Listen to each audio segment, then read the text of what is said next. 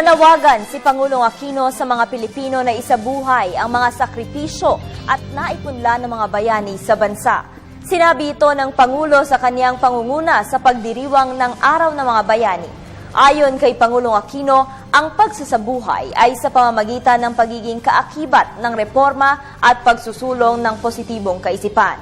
Balitaan mo kami, Sam Ramirez. Bayaning Pilipino, lumalaban para sa makatuwiran at makabuluhang pagbabago.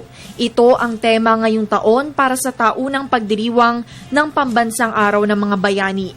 Mula sa iba't ibang opisyales ng pamahalaan, mga miyembro ng Diplomatic Corps, mga veterano, guro at estudyante, nagsama-sama upang gunitain ang espesyal na okasyon. Pinangunahan ito ni Pangulong Aquino sa pamamagitan ng pag-aalay ng bulaklak sa libingan ng mga bayani. Sa kanyang talumpati, kinilala niya ang mga mahalagang kontribusyon ng mga bayaning nakipaglaban para sa kalayaan ng ating bansa, maging ang mga makabagong bayani. Dapat rin nating tandaan na marami ring bayani ang hindi napapangalanan o nababalitaan ng karamihan. Nariyan ang mga Pilipinong imbis na sumuko sa panahon ng sakuna ay walang pagdadalawang isip na nakipagtulungan sa kanilang kababayan.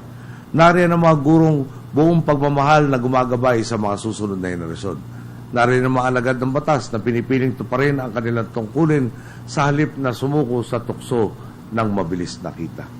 Nariyan ang mga sundalong buong tapang na ipinagtatanggol ang ating teritoryo at mamamayan. Nariyan ang mga profesional na ginagamit ang kanilang talino upang mapaglingkuran ang mga kapwa nila Pilipino. Nagpahayag din siya ng kanyang kumpiyansa sa mga maaaring makamit ng 100 milyong Pilipino kung tayo ay magtutulungan. Hinimok din niya ang mga Pilipino na makialam sa mga isyung hinaharap ng lipunan upang maipagpatuloy ang pagtahak sa tuwid na daan. Sa mga araw na tulad nito, hindi ko mapigilan ang sarili na mag-isip at magtanong.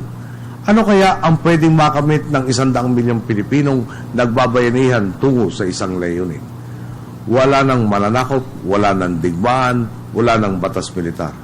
Subalit, puspusan pa rin ang mangilang-ilang gustong ibalik ang dating sistema ng pandurugas at panlalamang. Ito po ang laban natin ngayon.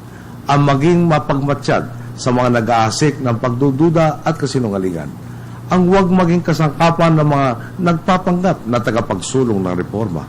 Ang magwaksi ng baluktot at manindigan sa kung ano ang matwid.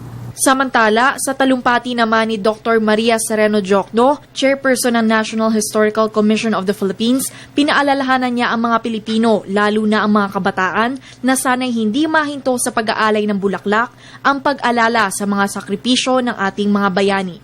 Huwag nating limitahin ang ating mga sarili sa pag-aalay lamang ng bulaklak sa bantayog ng mga bayani sa tuwing sasapit ang araw na ito. Bagkus ay kumilos tayo upang maging kasangkapan sa pagpapanatili ng kanilang mga iniwang pamana. Bagaman ang mga bayaning ating nakilala sa paaralan ay nakikita na lamang sa mga monumento, salapi o mga aklat, ang mga kapita-pitagang halimbawang kanilang isinabuhay ay hindi dapat mawaglit sa ating pagka-Pilipino. Para sa Telebisyon ng Bayan, Sam Ramirez.